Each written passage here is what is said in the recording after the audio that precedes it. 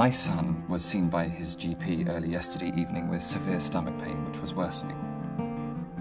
Our GP was concerned enough to advise that we take him to A&E, as she thought there was a possibility that it could be appendicitis. She phoned ahead to the surgeon on call to give them advance notice that we were bringing him in. I'm afraid to say from then on, our experience was an absolute disaster. We clocked in at A&E with a letter from the GP. We spoke to the receptionist, who seemed completely disinterested. There was no sympathy or understanding. They were entirely unaware that our GP had called ahead. They were not expecting us. She directed us towards another department, where we showed our letter from the GP and we were told to wait. We waited 3/4 of an hour, during which time nothing happened. No one spoke to us. Well, I asked what was happening, and they seemed completely unaware that we'd been waiting. And when I asked if we were in the right place, they said they thought we should be in the medical assessment unit. Well, I'm not sure how long we would have been sitting there had we not spoken up. The nurse very kindly walked us around to the MAU department, and we appreciated this kindness. She spoke to someone at the desk in the MAU to let them know that we were there, and we were waiting to be seen. In the early hours of the morning, we were still sat there.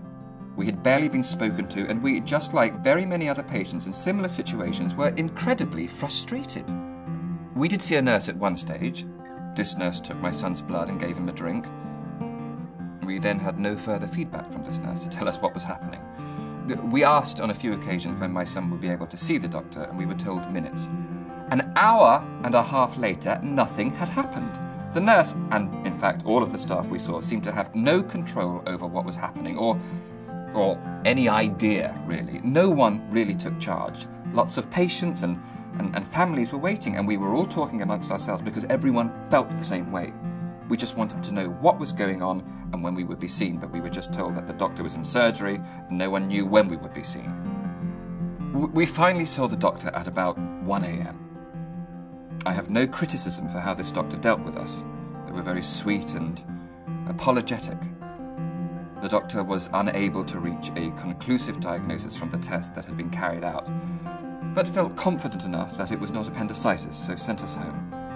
All in all, a very disappointing experience, and not our first at this hospital to raise some serious concerns about coordination and customer service.